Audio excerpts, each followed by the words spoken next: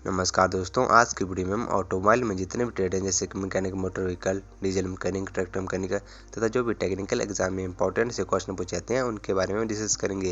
ये जो क्वेश्चन है प्रीवियस ईयर में पूछे गए क्वेश्चन है जो कि आपके BRO, DRDO तथा जो भी टेक्निकल एग्जाम में उनके लिए बहुत ही इंपॉर्टेंट होने वाले हैं। तो आज की वीडियो बहुत ही इंपॉर्टेंट होने वाली है तथा ये वीडियो जो इस सीरीज का 5वां पार्ट है। इसमें हमारे पास पहला क्वेश्चन है कि सिलेंडर हेड निम्न के बने होते हैं। ये जो आपको दिख रहा है ये सिलेंडर हेड होता है तथा ये किस चीज़ के बने होते हैं।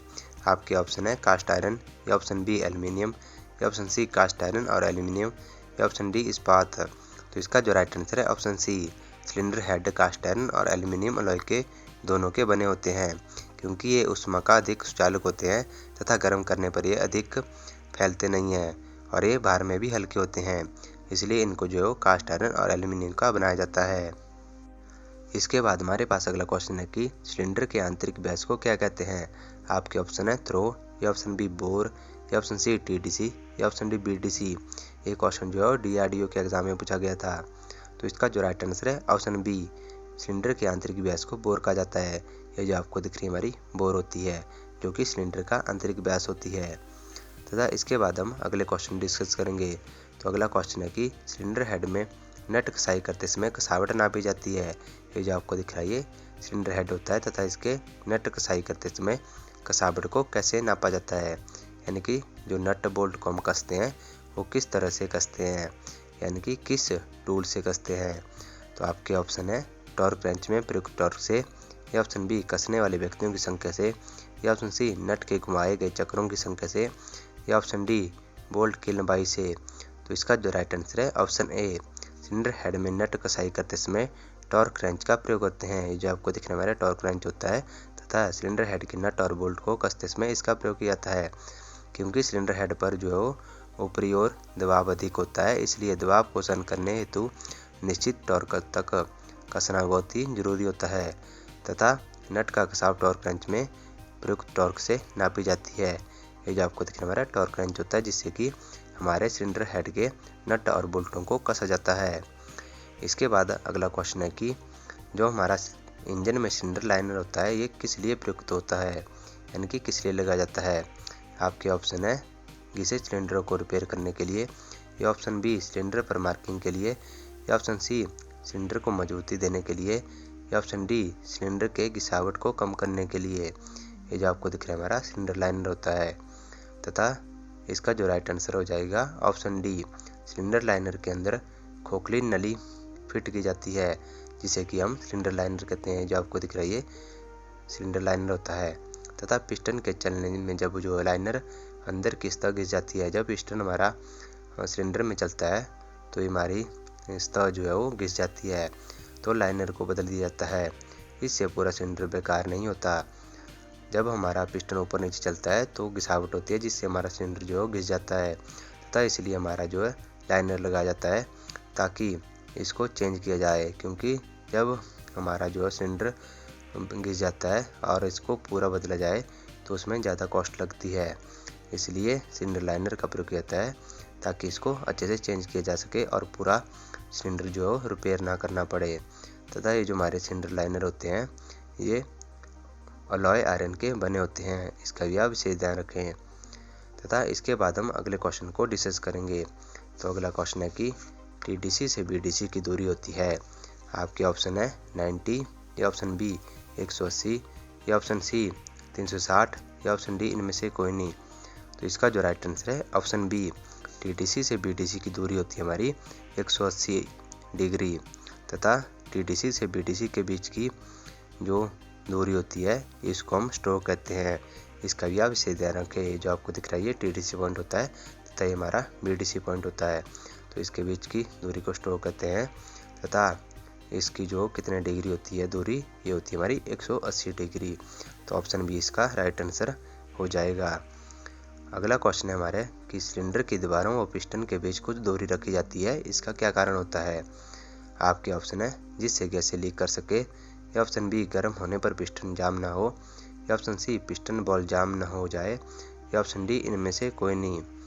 तो इसका जो राइट आंसर है आपका हो जाएगा कि ऑप्शन बी कि सिलेंडर की दीवारों पर पिस्टन के बीच और सिलेंडर के बीच गैप इसलिए रखा जाता है ताकि जब हमारा पिस्टन गर्म हो जाए तो ये जाम ना हो, इसलिए इन दोनों के बीच में गैप रखा जाता है। ये जो आपको दिख रहा है हमारा सिलेंडर होता है तथा हमारा पिस्टन होता है तथा ये गैप है हमारा, इसलिए रखा जाता है ताकि जो हमारा जो पिस्टन है ये जाम ना हो, तो इसलिए गैप रखा जाता है। तो ऑप्शन बी इसका राइट आंसर हो जाएगा। इसके बाद हमारे पास अगला क्वेश्चन है कि मल्टी सिलेंडर इंजन में प्रयोग होते हैं। आपके ऑप्शन है एक सिलेंडर, या ऑप्शन बी एक सिलेंडर दो पिस्टन, या ऑप्शन सी एक से अधिक सिलेंडर, या ऑप्शन डी इनमें से कोई नहीं। ये क्वेश्चन जो है इसरो के एग्जाम में पूछा गया था। तो इसका जो राइट आंसर है option C, multi cylinder engine में जो एक से अधिक सिलेंडरों का प्रयोग किया जाता है। ये जो आपको दिख रहे हैं ये मल्टी सिलेंडर इंजन होते हैं जिनमें कि एक से अधिक सिलेंडरों का प्रयोग किया जाता है, जबकि जो आपको दिख रहा है ये सिंगल सिलेंडर होता है जिसमें कि एक ही सिलेंडर का प्रयोग किया जाता है।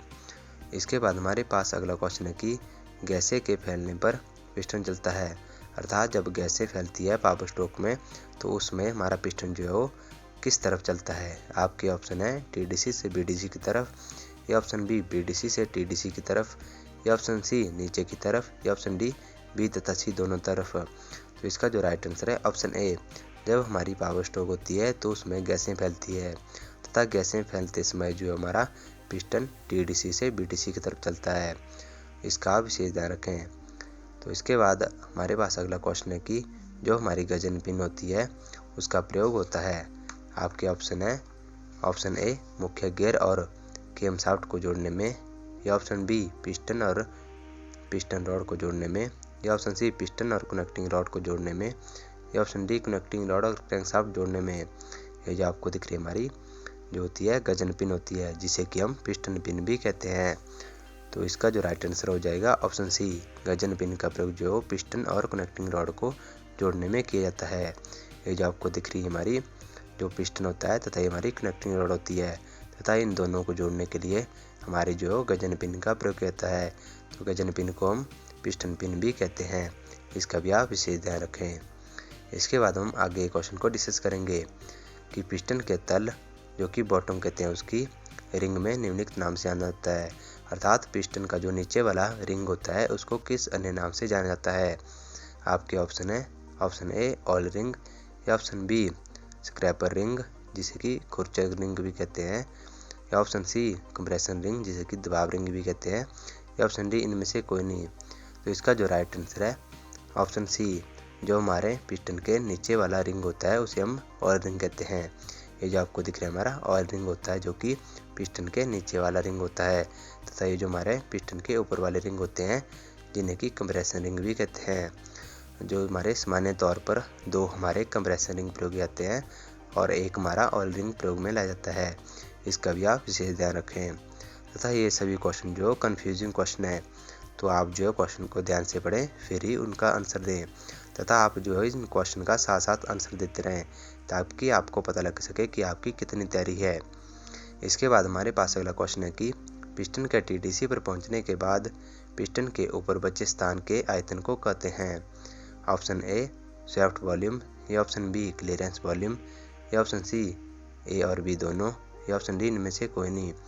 तो इसका जो राइट आंसर है वो हो जाएगा ऑप्शन बी, जो हमारी टीडीसी पॉइंट होता है तथा उसके बाद पिस्टन के ऊपर बचे स्थान को हम ये जो आपको दिख रहा है क्लियरेंस वॉल्यूम कहते हैं।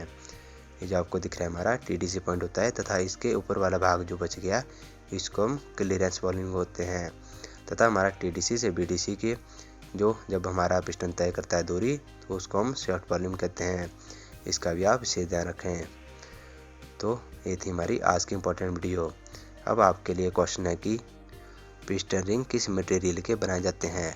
इस क्वेश्चन का आंसर आप जो है कमेंट बॉक्स में ज़रूर दें। तो अगर आपको वीडियो अच्छी लगी हो तो वीडियो को लाइक कमेंट शेयर जरूर करें तथा चैनल को भी सब्सक्राइब कर लें ताकि आपको ऐसी इंपॉर्टेंट वीडियो की जानकारी मिल सके। तो मिलते हैं जल्दी नई वीडियो के साथ, तब तक के लिए जय हिंद जय भारत।